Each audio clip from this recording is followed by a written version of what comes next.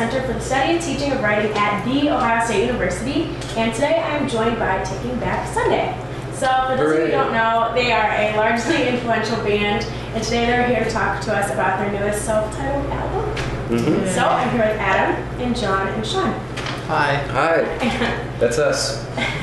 Have you guys played in Columbus before? Yes, we have. We've actually been here at the Newport Music Hall. But it's funny, we've been trying to figure it out all day. The last time that we were here, we've done so many tours that it's hard to remember, but I definitely remember this street. I knew exactly how to get to Starbucks. Street. Yeah. It's a memorable street. So there's actually some restaurant around the corner. It's called like Maine something, Maine. I don't know it. Just for the sake of my story, we'll say it's called Maine, but it's called like Maine on High. So it's kind of seems like a holy establishment. Well, are there any rituals you guys do before you go on stage that you'll do tonight? We normally just give each other high fives, which I know sounds silly, but that's what we do, grown men. Yeah. Well, I wanted to ask you, for me growing up, when I hear your guys' songs, I just think of riding around with my friends, with windows down and everything. It just brings me back to high school. So what was that band when you were growing up? Well, I think it's different for all of us. I don't know, Shawnee? Rancid's the first one that comes to mind. Green Day was in there too. Okay. Yeah, I want to say something cooler. Minor Threat. So that's cooler. Yeah, it is. That gives you a lot more scene cred saying Minor Threat. I was nervous when I said Green Day. So when you were however old, could you imagine sitting here now comparing yourself to that band? No, I was such a wild loser then. I couldn't imagine leaving my bedroom, let alone my state. It's true. Yeah, but I know that sometimes with a really successful band, they'll just kind of reach this point when they're just wow, I finally made it, and they have that moment of awe. Have you had that yet, or do you think it'll still come? I mean, I think we still have a very long way to go. But I mean, throughout the span, I guess if you would call it a career, it's been there's been career, yeah. There's definitely been moments, that have really stood out, but yeah, I think we haven't quite gotten all the way there yet. And I know you guys are going on a tour in April to Australia. Yeah, we go to Australia with a band called Newfound Glory, and and then we come home for a bit, and then we're doing I think we're home for a week or a week and a half, and then we go overseas to different army bases. It's this USO thing that we'll be doing, which will be pretty cool because we'll get to go to Spain and other places like that. And actually, I think it starts in Italy. Nice. Yeah, can't complain. Though I don't think they allow tobacco or alcohol on the base. In Italy? No, on the army base. Oh. Yeah. Well, which when you're might on pose tour, a problem. Do you, when you're on tour for so long, how do you keep your head on straight?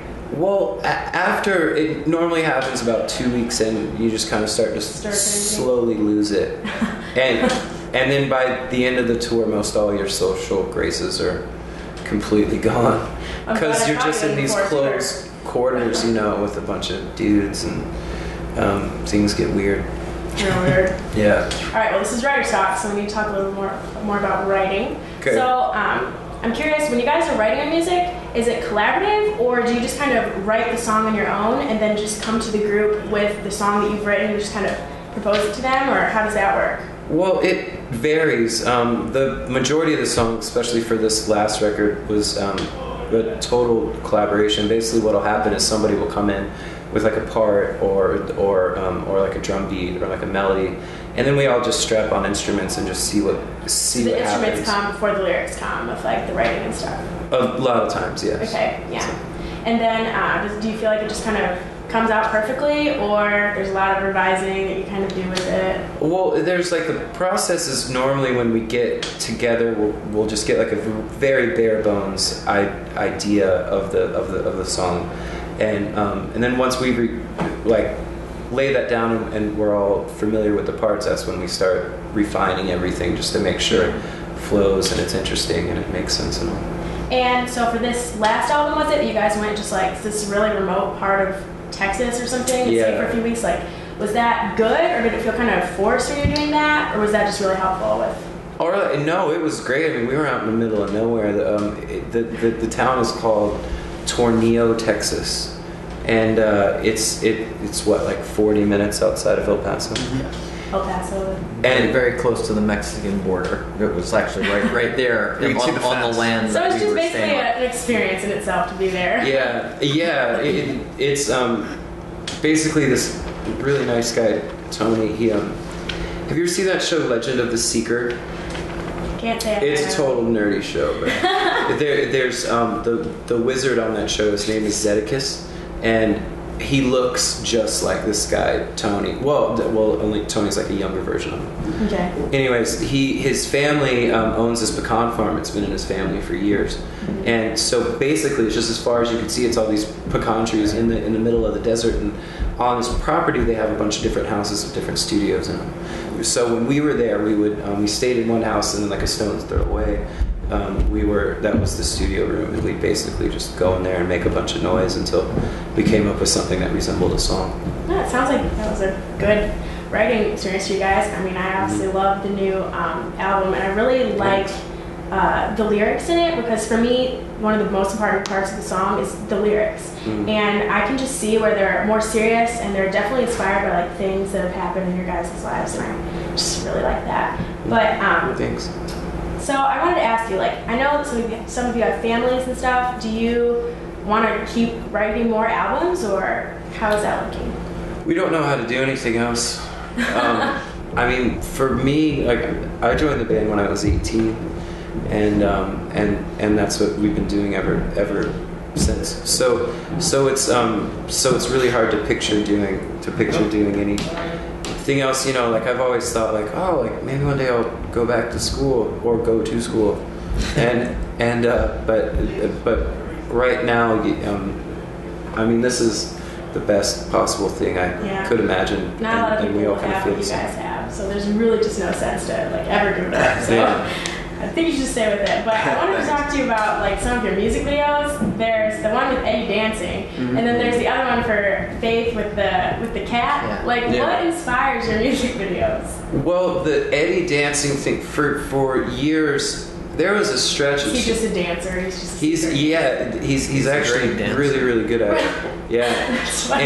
and he's like out of the band, like he's the dancer. So he would. There was like this stretch of 2 or 3 years where if we had a night off, we would try to find like a club to go to that was like an 80s night, and we did that so often, and anytime we would go, Eddie would always kind of like be the life of the party there. So our tour manager at the time, his name was Ward McDonald, and he convinced Eddie, actually got him a little drunk in the middle of the day, and convinced him we were in Indiana, and he convinced him to do this dance. And we were on tour with a band called Thursday, and their guitar player Steve is actually who directed it and made it.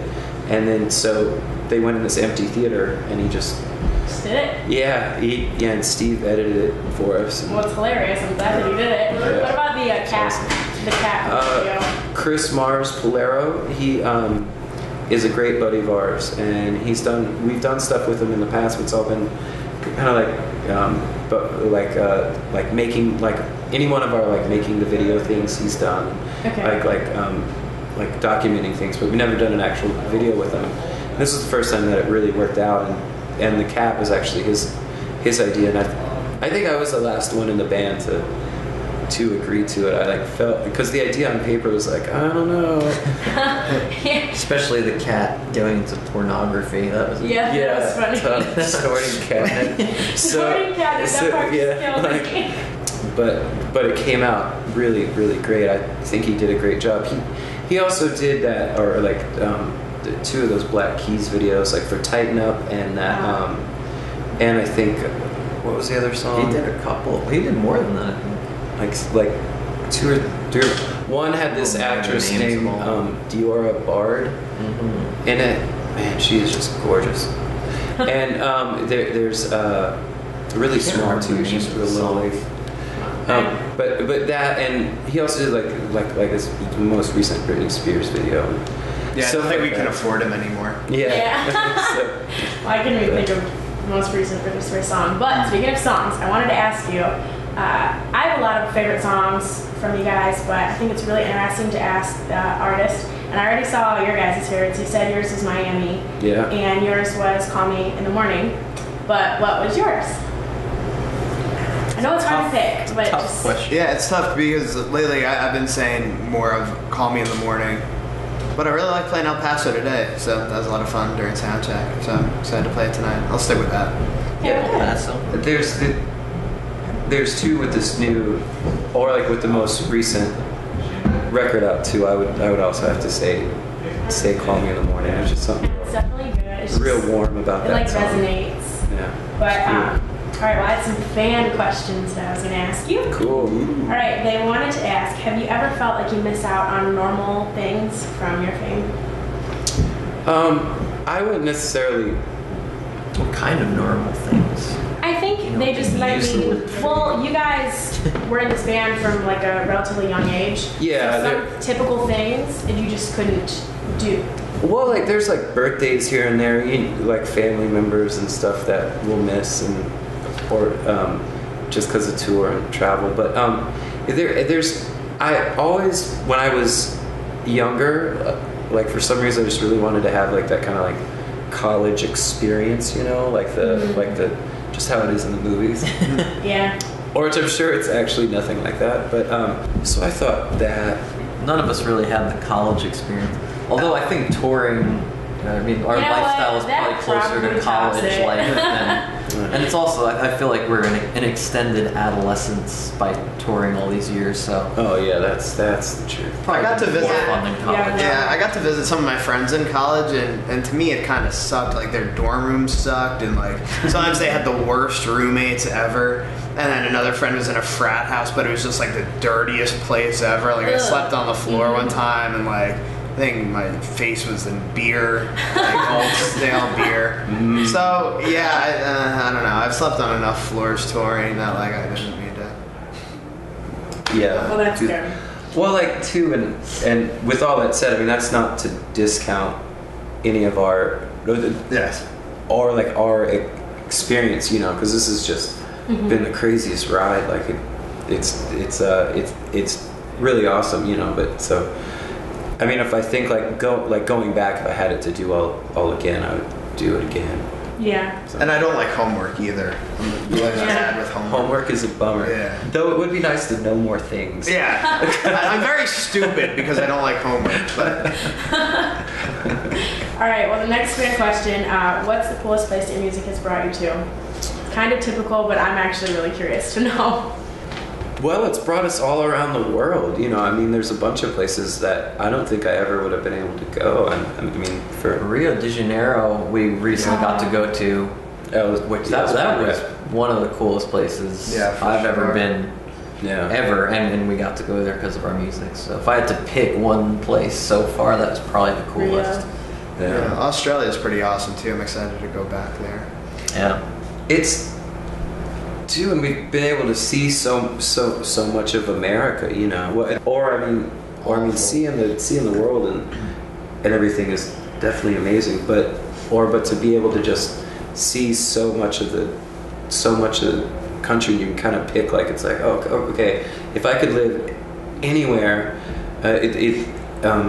like when you're making that decision, like you've been to all those places, It helps to actually have been there. Yeah, so it's cool. All right, and then another question is, so now that everyone's back together, do you get more enjoyment from playing songs from Tell Our Friends or songs from the new album? Well, when we're playing live, it's those playing the older songs is a whole lot of fun because of the energy that we get from the crowd.